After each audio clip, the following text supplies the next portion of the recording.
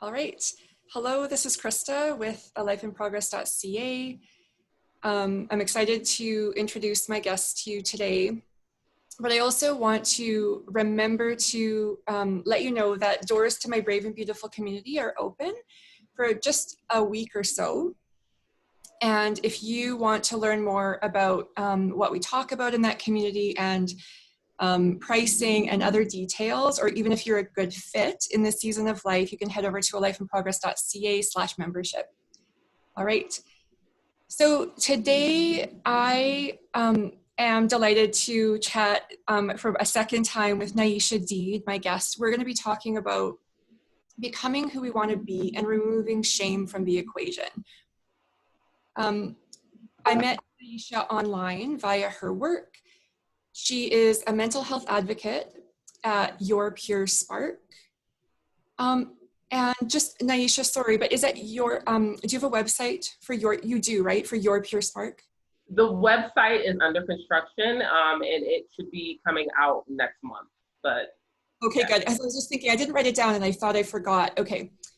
So she's also the founder and public speaker at Nieisha Speaks, and you can find her on Facebook and Instagram. She speaks from a place of lived experience with depression and bipolar, letting go of shame, stigma, and a path that no longer served her, and of stepping into wholeness with courage. And that's why I reached out to Nieisha and asked if she would speak to us. And honestly, because I feel like you get a reading on somebody's like heart of compassion pretty quick, or I feel like I do. But secondly, you have lived experience, and that matters a lot to me. And I really think that it matters for us as women when we know we're not alone and we hear other people speak with honesty to their challenges. So thanks for being here. Thank you for having me. All right. So Nieisha, I would love for you to share a bit about your personal journey of becoming who you are today and to the work that you're doing in this season. Absolutely. And feel free, if I'm rambling on too much, feel free to stop me and redirect me. You know, I get excited every time I get a chance to share my story. So I actually started my career off as a public accountant, as you guys would call it, a chartered accountant. And the reason why I went down that path was because I grew up in a home where finance was very important. Having money was very important. Being able to take care of yourself independently was very important. So that's what I focused on. I focused on getting good grades. I focused on, you know, making sure that I had a career that would be lucrative. And what more lucrative career than working with money, right? You know? So I spent 15 years working in a field that I just did not love. I didn't feel really any connection to. I was doing it because it paid me fairly well. But I was not spending time with family. I was not really spending time with friends because if I wasn't at work, I was thinking about work, you know. So it was a very toxic lifestyle for me that it didn't really click until I started to, you know, get into this depression that this was Nieisha, like this isn't good for you. And then also too, alongside that, I have a family history of mental illness.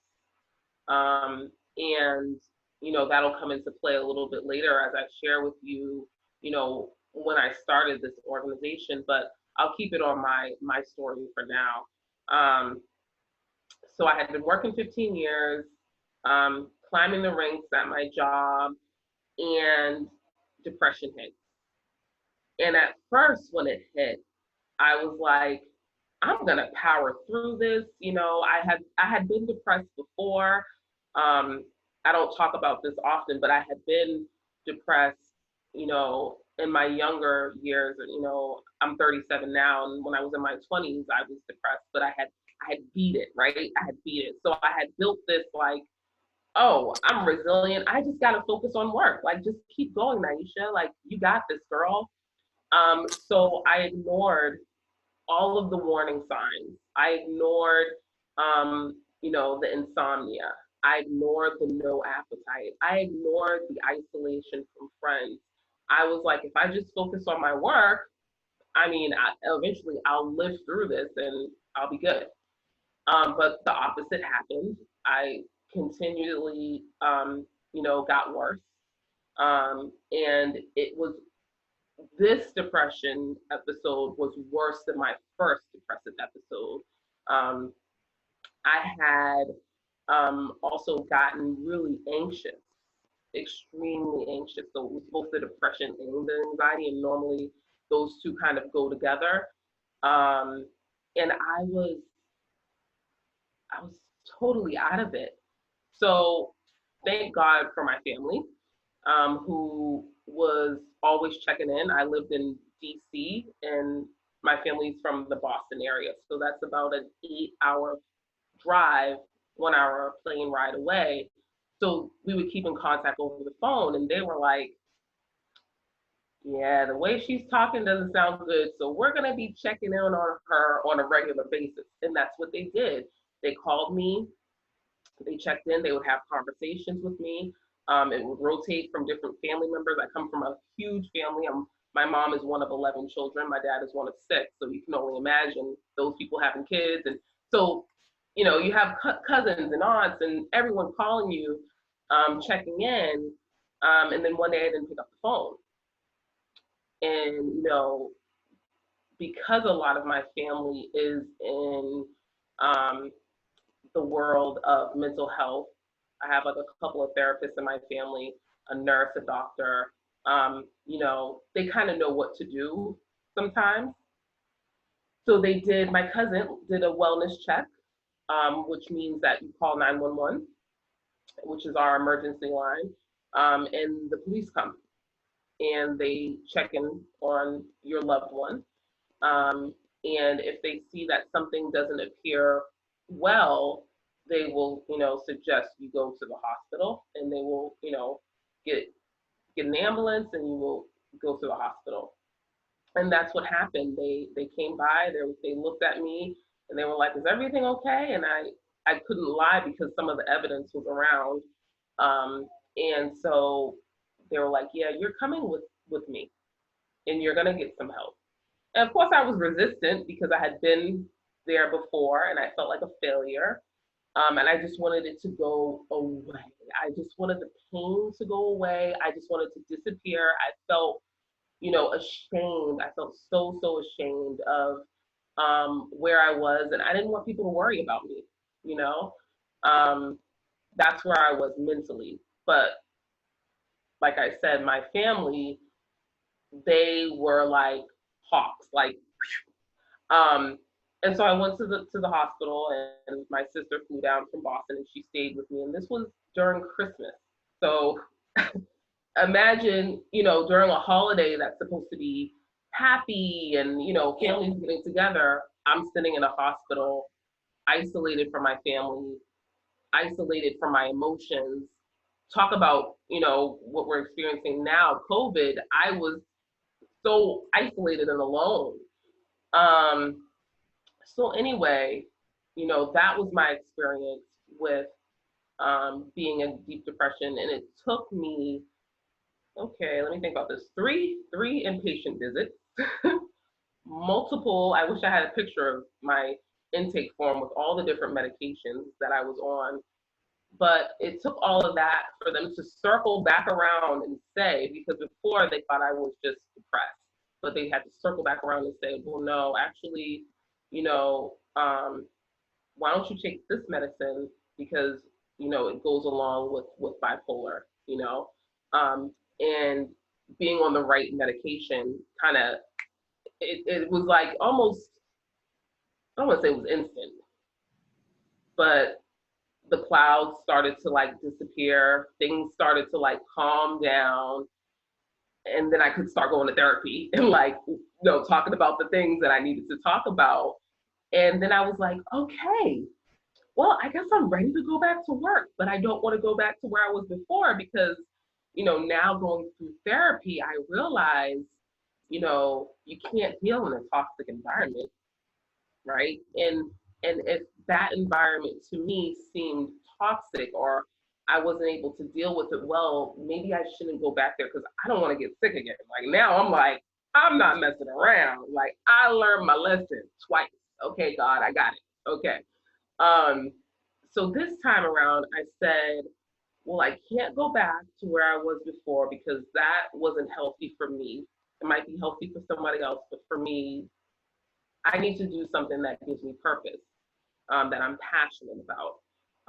And so around that same time, it was last year, I lost my fourth family member to what we suspect to be suicide. And then I said, you know what? I got to start an awareness organization because I about had it up to here. You know, four family members from the age of 10 to 36, because it was last year. Um, it's too much, you know, and I don't want to lose anyone close to me, or, you know, if I don't want the reason for someone to not be living today because they just don't have the information, you know. Um, so I decided to start, you know, the Pure Spark platform, which, as you mentioned in the introduction, is basically a platform for, you know, to share resources, to share all the different resources that are out there and available to us. And interestingly enough, what I've been finding is that a lot of these tools, and even with myself, it really doesn't mean that you're taking like gadgets and gadgets to help you. It's someone helping you, you know, heal from within, and it's a lot of work. Like it's not easy work. It's uncomfortable. You don't, you know, like, you know, sometimes you go to therapy. I don't want to talk about this stuff, but you know, in order to heal it, you gotta address it. Um, so it's bringing that awareness to all of the different tools, whether that be yoga, meditation, whatever's available, just sharing it with people, and then also sharing psychoeducational tools, like what does it mean to be anxious? Like what does the word anxiety even mean? You know, what does it feel like? What does it look like? Also sharing, you know, tools for loved ones and how loved ones can help their family members who might be dealing with mental health issues, because a lot of times, you know, parents or friends, or they might not even get it because they never experienced it themselves. So, you know, how like saying things like, oh, you'll get over it is probably not the best thing to say to somebody who's depressed or something like that, you know? So things of that nature is what we share. Thank you so much for sharing that. Yeah, and so, I mean, you brought up a lot in your journey. One, I'm so grateful that you had that large, persistent family that was unwilling to just let you fall through the cracks. And of course, I want to acknowledge that many of us as families love and do our best, and the results are different. But I'm really grateful, Nieisha, that your family was able to come alongside. Um, and one of the things that I think you do too, just from an observer's perspective, is you're building community. And I think that we're going to talk about belonging in a second, but I do.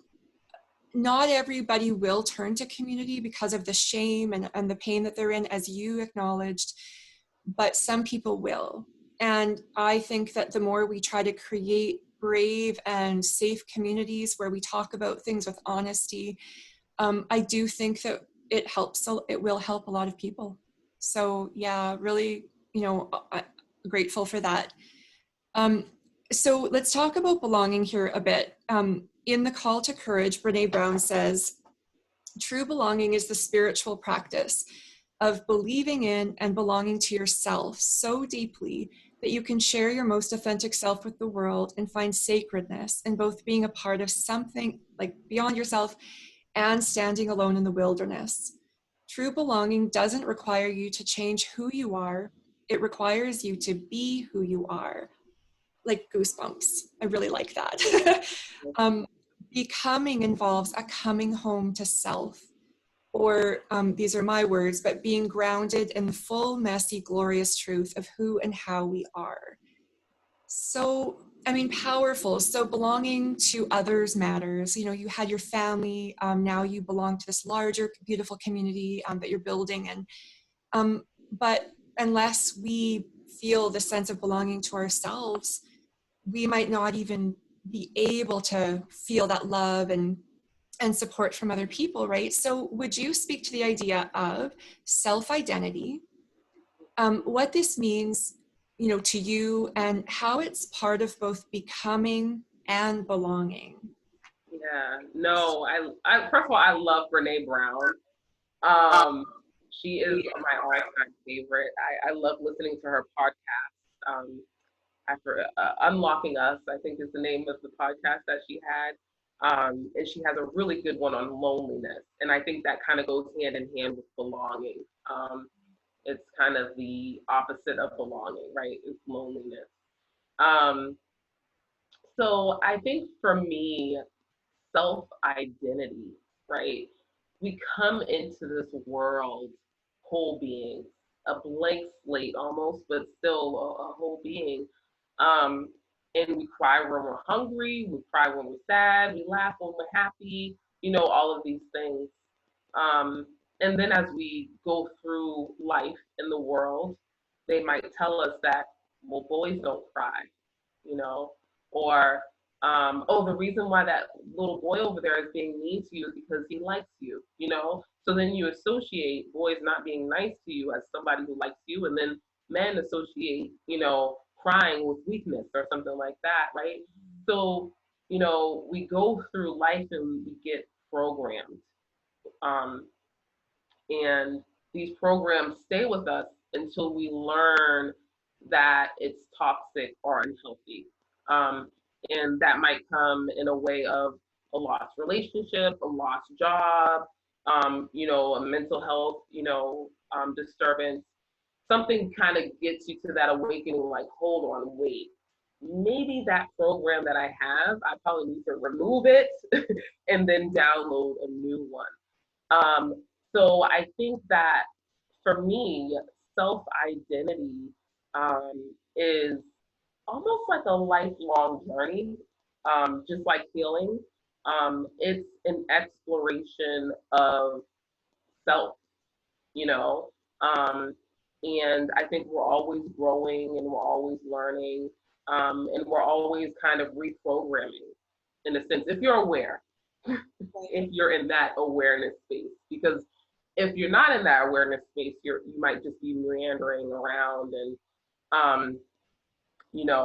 and that is could be, your identity of just what society has programmed you to be or what you've learned from your parents. But for me, it's a constant, looking inward of self, and seeing, what behaviors are healthy, what behaviors are unhealthy, and how do I kind of bridge the gap, hopefully that. I like that too, because it brings up the idea that we get to keep writing our story. And some of that is kind of, we get to write a new identity. And like you're saying, peeling off the old stories and the old, beliefs we have about our worth or whatever. And we get to keep creating. No, I love it. Yeah. So was there anything else you wanted to say about becoming or belonging or any of that? Or did you have a chance to express what came up for you? I mean, I want to echo what you're saying. I think that it's so important to feel a sense of belonging, because, like I mentioned before, the opposite, loneliness, could lead to not only mental health issues, but physical health issues. So finding your tribe, I always talk about being able to find your tribe in a place where you feel safe is extremely important, yeah, to self-identity, right? Like, to be able to do the work to get there. Yeah. Yeah.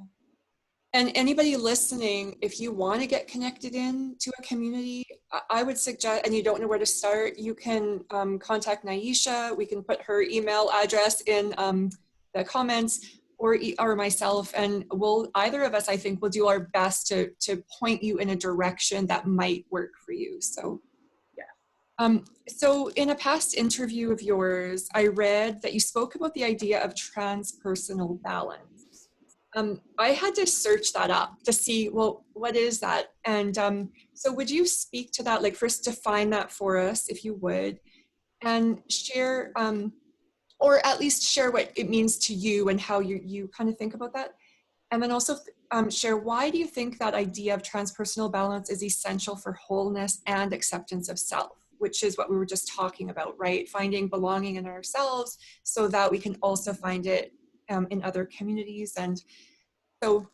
Yeah, so it's interesting. That was an interview that a friend of mine did, I don't know, earlier this year, and she actually has a doctorate in transpersonal psychology.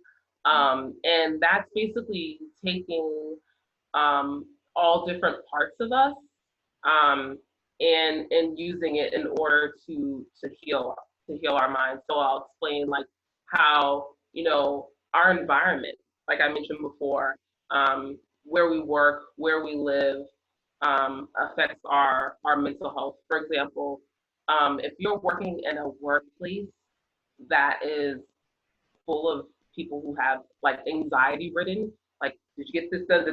Then that kind of can pour into you. And then you become anxious because of it, right? So how do you resolve that situation? For me, like I said, I had to leave. I had to leave that environment because I had come to the realization that that wasn't healthy for me. Mm-hmm. It also is about, it could include what you eat, you know. So there's, in some cases, there's foods that can impact the way that we feel, like sugar and caffeine. You have a little bit of caffeine in the morning and you're like, which if you think about eating an unhealthy breakfast and then going into work, that's, an environment that's not very healthy. It's almost like set up for disaster. It also includes our ecosystems, where we're living, like our socioeconomic backgrounds. It is a holistic, view on what can impact a person. So if you grow up in poverty, right, poverty is traumatic. You can't put food on your table every day. So that's when those food insecurities come in, and our people who didn't grow up with much, they might turn out to be hoggers and hoarders. I'm sorry, not hoggers, but hoarders, having all this stuff around because they weren't used to having that as, a child growing up. So it's really, looking at everything around a person and how it affects their mental state. Yeah. I see that. So I think about that a lot, and this is just like anecdotal, but I think my husband grew up in West Africa with nothing. Like, I mean, he had a family who loved him. So actually that's not true. He didn't have nothing, right. But material possession wise and things, he had one Tintin comic growing up. And I have to really remember, like, when he has wanted to give our kids, like, what, sometimes like not being realistic about our budget, but he just wanted them to have what they wanted or needed. And I have to take a breath and remember, like, yeah, that's because that was traumatic for him. That was hard. Of course he wants to, not have his children experience that. My dad too, when he shared stories of growing up in quite extreme poverty, and his dad was an alcoholic and 10 kids, and his mom was a school teacher trying to, tend to everybody.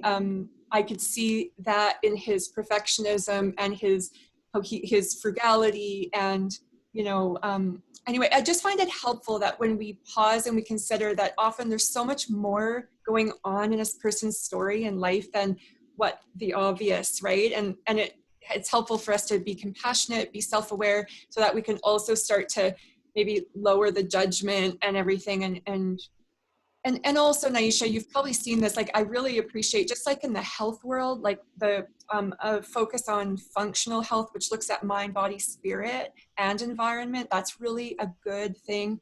And then seeing more and more people talking about, like you said, the socio and economic factors, other forms of like prejudice, discrimination that influence a person's well-being. Like it's not always about what they can control.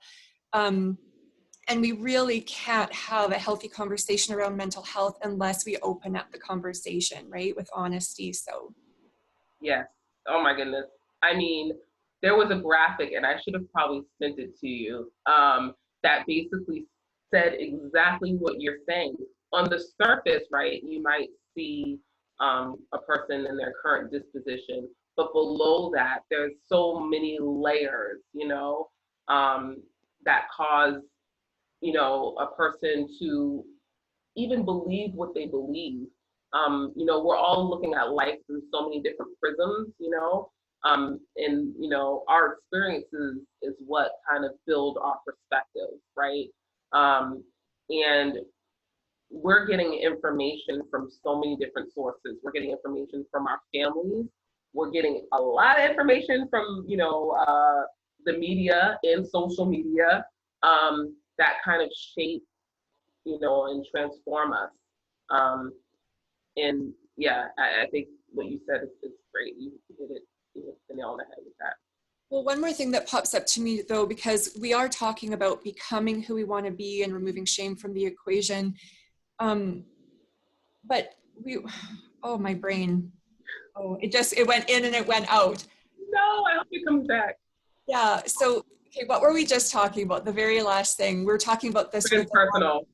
and what was below the scene. Oh yeah, okay. So one of the things that I feel is most helpful to me, and therefore I try to offer it to other people, is more storytelling, less advice giving. And because I feel like it turns me off when it feels like an arrogance and almost a violence on occasion when people presume to know what's beneath grief, trauma, anxiety, whatever. And I think it's one of the ways we shut each other down in friendships and on a larger scale. And I just noticed that we do, like, it's hard sometimes to refrain, but you don't know what's been, you don't know what they've tried. You don't actually know the history. Like maybe they've given you a soundbite. So share what works for you instead of giving advice. Yeah. I love that. I absolutely love that. I can't agree anymore. I think that people feel judged, or I should say myself, sometimes I feel judged if I come to somebody, or, they just automatically offer advice. And I'm like, but wait, you don't know the full story. Or maybe I didn't even ask for advice. Sometimes you just want to talk just to get it out. So it's so important, I think, yeah, to be careful with your words and, how you share information, definitely. And this process of becoming, like we started the conversation by you saying, like, this is messy work. This is hard. Like anybody who tells you that, they have the 7-step formula for you sort of releasing all fear and struggle and everything overnight, it's like, it's BS. So this is going to be work. It's going to be continual. And it is messy. And that's once again why we need people and spaces where we can be raw and sometimes ugly. Like, I don't think we have to look pretty all the time.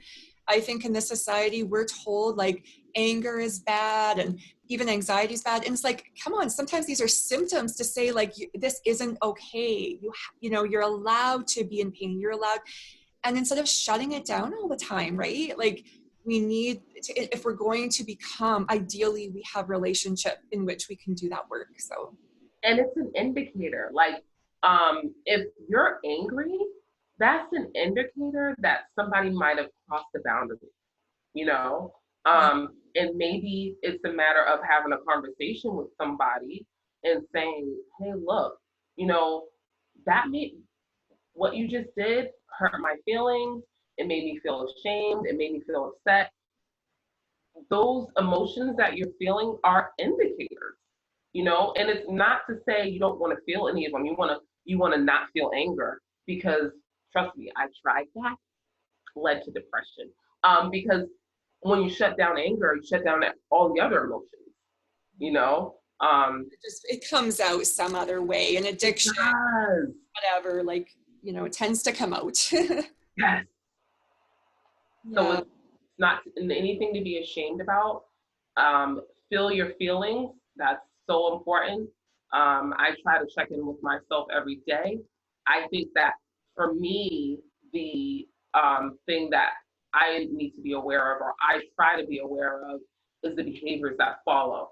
Yeah. So you have those feelings, but then you're in charge of, you're responsible for how you act after you have those feelings. Right. Yeah. So expressing anger can be healthy. Expressing anger by hurting somebody else, not healthy. Like, Yeah. own that and get the help you need or whatever. Yeah. So, because, you have shared about, part of your work is advocacy around mental health, and sharing your story is part of that. You shared that becoming, well, these weren't your exact words, but essentially becoming is a lifelong process, not a one-time event. And you wrote, for me, mental illness will be a lifelong battle. There will be some good times as well as not so good times. The important thing is to lean upon my support system in times of need. So just that brought up two key ideas that I'd love to chat about. One of them is that we need to challenge the idea that a full, beautiful life, even a meaningful life, a joyful life, should be easy or without pain or discomfort. It can include the idea that somehow because we struggle, we're bad or wrong, or that because we live with a mental illness, we're broken. Like all of these ideas that really come from a belief that this is what good looks like, or this is what worthy looks like. But those are bits of our identity. We've learned that, right? We've picked these stories up or carried the weight, whatever. Doesn't mean it's true. So that's the first idea. And then we're coming back and repeating the second idea, but it's basically that we need each other. So wellness as an individual, as a family, and as a community involves interconnectedness. So I would love for you to just speak to those two ideas. Yeah, no. You're absolutely right. Like healing um can feel like breaking first, right? Um, you know, healing for me, I'll just share a little bit more about my story, um, was having to come to terms with, my parents, they did the best that they could, right? They learned things from, their parents, their generations, and they did the best that they could to raise us. Um, and I think that I had to forgive some things that, occurred when I was younger, because our parents aren't perfect. They're human beings, right? As you get older, you learn that. But as a child, you're looking at your parent. You're like, they're the model citizens. They got everything. They got all the answers. They got all the solutions. Um, but they're human beings. And, healing for me, um, you know, I had to reconcile, like, even though my dad is addicted to crack or whatever have you, he had some underlying mental health issues that he wasn't able to address. And the way that he coped with it was in a healthy way. The crack epidemic hit very hard in this area around the 80s, and it broke up a lot of families. Um, and I had to, in my adult life, forgive my father. Like, you know, um, and I carried so much anger. Why can I have a perfect dad? Like, I watch different sitcoms and shows, and I'm like, man, I wish my dad was like that, But I had to come to this point. Now, this is tough. Acceptance. They talk about this so much in psychology and therapy, is coming to that point where you can accept a situation for what it is.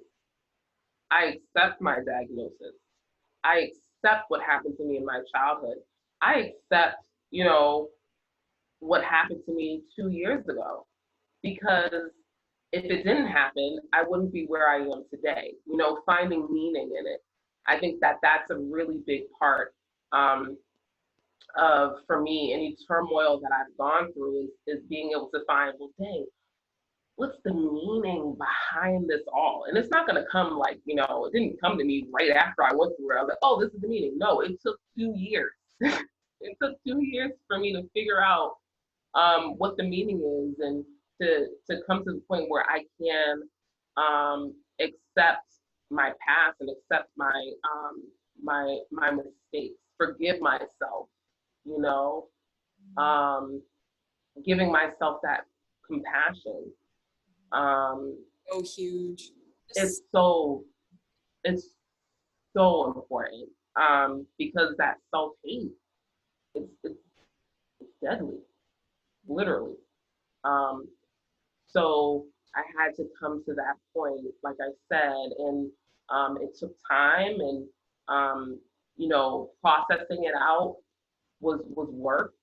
Um, but I didn't force myself. You know what I'm saying? Like, you, it was on my terms when I was ready. You know, and like the community that we're talking about and belonging. Um, knowing who I could call when I needed to vent and to get my thoughts out. Because like we were talking earlier, I am a verbal processor too. I don't like to write things down in a journal. I want to talk to somebody. Like, I want to talk to another human being, and I'm not necessarily looking for the other human being to provide me with the answers, because we know in therapy that's not what they do. I know people watch on TV shows, the therapist is like, do this and do that. No, that's not real life.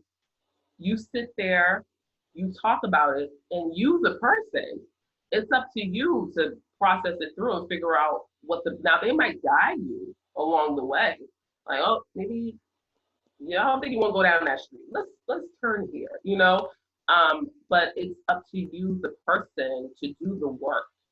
Um, and some people are in therapy for, a couple of months. I know some people that have been in therapy for the majority of their life. But having that space to go to and to process those ugly things, because things are going to happen in life.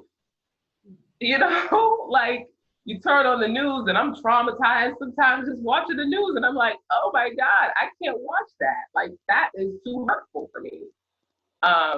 So being able to know where you can go, whether it be the resources like you and other people around, or the people in your family, is critical to And help you on this ugly journey.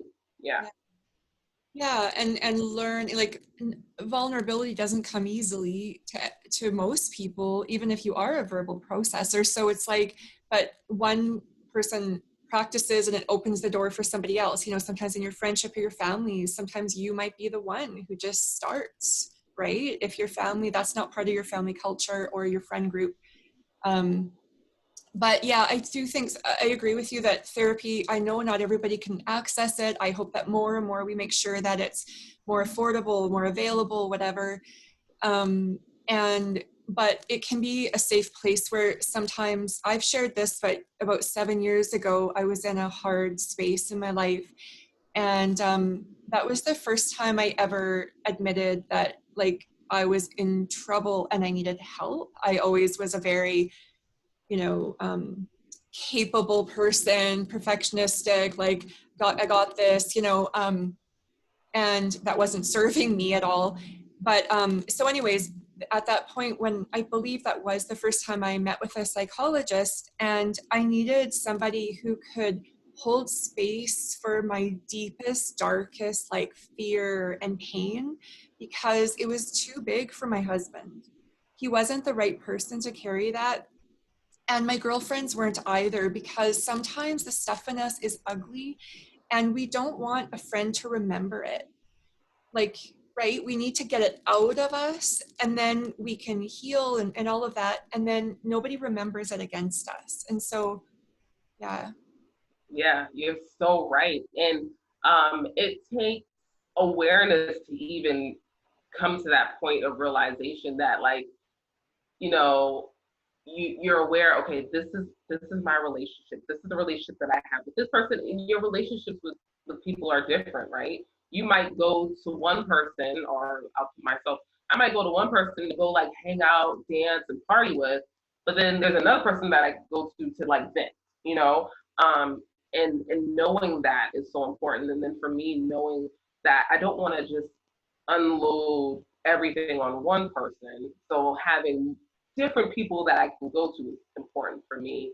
But then, like what you said, having the awareness to know, um, you know what, this might be something I bring to the a professional Yeah. versus a friend.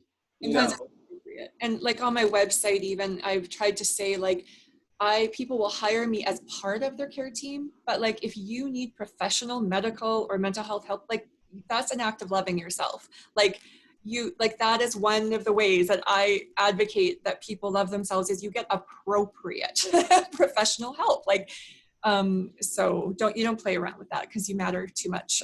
So, all right, so let's talk about shame. This is our last like real question, but you mentioned this and I think, and I wrote that like, I believe shame kills. I believe that shame killed my son. Do I believe that severe depression and other mental illness is multifactorial? Yes, 100%, absolutely. So I don't think it is just one thing, but I really do think that when we live under shame, that's the thing that will kill us, not the actual mental illness or perfectionism or sensitivity or we made a bad mistake, or none of that is the thing that's going to kill us like as much as shame is. So people may not see you nodding your head. oh, yes. So Nieisha, what is shame? Why is it so damaging? And how is it tangled up so much with stigma around mental health or mental illness? Yeah, well, shame to me um, is twofold, I think. So, and I think it's a feeling or it's emotion about a feeling. So, let's say you're feeling jealous of somebody, and then you attach shame to that feeling of feeling jealous. You're ashamed that you're jealous of this person, right? Um, and that's kind of how I look at shame. But I also see shame and guilt kind of, you know, in the same family. And that for me, I will personally say was hard, was hard to get over. So when I was dealing with, working at the company that I was working for, um, and like I said, I'd been there for 15 years, built up a really good reputation, and I was on a high profile client. And then I got sick, right? And I basically had to leave the whole entire project that was high profile and all of that nature. And I felt ashamed, but I felt even more so guilty. I felt like I let a lot of people down, you know? Um, and I had to first be able to forgive myself before someone else forgave me. And they never, it was so interesting because no one ever really came to me and reprimanded me. It was all in my head. It was all the self-talk that I was telling myself. Um, I built up this whole monster, in my head, um, where I felt so guilty. Um, but imagine a society, right, where people might reinforce what you're thinking, you know, and how that might feel. So going back to the word shame and going back to the things that influence us, like social media and media, if you're seeing stuff on TV or if you're seeing things in the media, or if you're hearing things in your friend group where they might say something like, oh, the weather's so bipolar. or, oh, that person's just so crazy, you know? Um, yes, these are terms and lingos and jokes that people might say, but it's stigmatizing. And so, of course, you don't want to mention and bring up the fact that you might be bipolar or anything like that because it's a joke, you know? So that reinforces, you know, the shame that you might already be feeling for feeling, you know, feeling weak, but you're not, right? Um, and it's it's inside. The only way for me that I got through it was having to forgive myself first, having to accept who I was, my identity, going back to that identity, realizing that, wait a minute, I'm more than just my diagnosis. Wait, like there's so much more to me than just this little part of me. You know, that doesn't define who I am, you know. Um, I like to say, like, that's a piece of my story, but not the fullness of it. yeah, So, yeah. yeah, no. And you know, and knowing that I always use this example of, you know, we're so good at, we don't shame people for when they fracture their ankle. They fracture their ankle and everyone's giving cards, flowers, hospital visits, calls, you know, but this wasn't my situation, thankfully, because of what I said before, like, you know, having the family members and stuff like that. But if somebody says they're depressed or something like that, people are like, you know, they don't know how to react, you know, because there's just not enough awareness around that. And I think though, like, I get a little bit of flack online because when I want to educate, like, how could we consider talking to somebody if they're depressed or if they're experiencing grief or whatever? And some people get mad and they say, well, we're just doing our best. I'm like, but that's not the point. Sometimes our behavior causes harm. Our intention isn't to cause harm.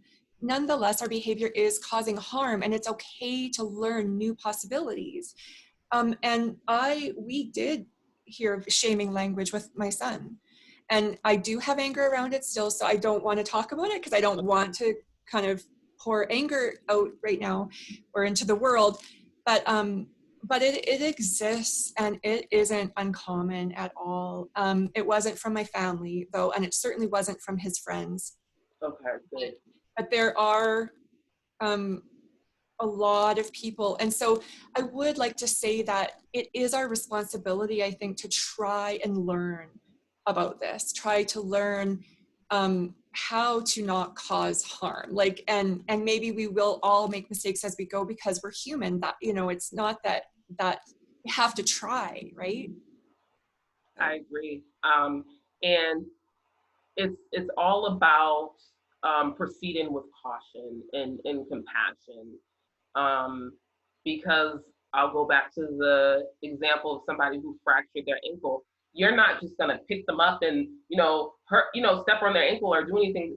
You want them to be able to heal. So it's about being gentle and caring, and coming from a place of compassion when dealing with somebody who has a mental illness. Because like you said, sometimes what you say and do may cause more harm than good. Yeah. So that's one of the things that I feel so strongly about, and I just refuse that there be any shame over my son, my beautiful boy, who is just so brave and beautiful and amazing. And I feel like for parents, like you said a while back, you talked about forgiving yourself, and I think that sometimes I feel like I'm there, like needing to also forgive myself, not because I did anything wrong, but because I'm just human and I'm so aware. Sometimes we just go through the world thinking, but I wish I had known this, or whatever. And it's like, but that judgment turns into even shame or need for forgiving ourselves for just being imperfect humans, loving to the best of our ability, trying to support each other. And, or perhaps it's you, like if somebody's listening and you're the one, like you just got a diagnosis and you're learning how to love yourself and accept yourself with that diagnosis too, like We want to watch for shame. We want to be so gentle on ourselves, learn about self-compassion. You know, I can send you a link to Kristen Neff's website, and she's got some beautiful exercises for you. We can do this work, and we're all doing it together. Any one of us as women who are, or just humans who are saying yes to growth, we're in this with you, right, Nieisha? Like, we're just getting our hands dirty, doing the work. Yes, we are here. Yeah. All right. So we're ending now, but I would love for you to share a final thought, bit of wisdom, word of encouragement, just something else that you want people to know. And then tell us where we can connect with you, your favorite place to connect and meet people. Yeah. So, wow. One thing that I would leave people, it's always so hard to make it concise into one word. Um, but I think that it's so important to not lose hope. Um, you know, even though your listeners may be going through a tough time, you know, let me be your muse. Like, I was there. You can get through this. I know it's going to be hard, like you said. It's going to be ugly. It's going to be uncomfortable. But what's to come on the other side is going to be much better. You know. Um, so where to find me and how to connect? People can find me on all social media platforms: Facebook, Instagram, and Twitter. I have two pages: Pure Spark. They can find me at Your Pure Spark. And then they can also find me at Nieisha Speaks. And my first name is Nieisha, in the word speaks. And I just enjoy sharing information and, communicating with people about, things, all things mental health advocacy and related. Share about your it's Mental Health Wednesdays or Mondays? Oh, yes. Okay, sorry. Thank you. Yeah, so every Wednesday night, Eastern Standard Time from 7 to 8:30, I host a session called Peer Support by Pure Spark. And I'll post that on my Instagram and Facebook and Twitter pages. But it's just a space where people can come and, first of all, check in, see how they're doing, and also learn different techniques that might help them to cope with unfavorable feelings. So, one night we had a meditation. We did like a 30-minute meditation. We did like breathing exercises for being able to cope with anxiety, because a lot of times what's going on in the mind is connected to the body. So, trying to work with the body to help kind of, work with the mind. So yeah, we started this whole project right when COVID hit here in the States. So it's been about maybe like, we're on our 8th session next week, and we'll continue, to do it for, until the foreseeable future. Yeah, and that's free, right? So people Yes. can come join you, get free support, ideas for caring for themselves well, and yeah. All right. Thank you so much. I'm grateful that I met you online and that we were able to talk today. Thank you so much. Bye. Bye.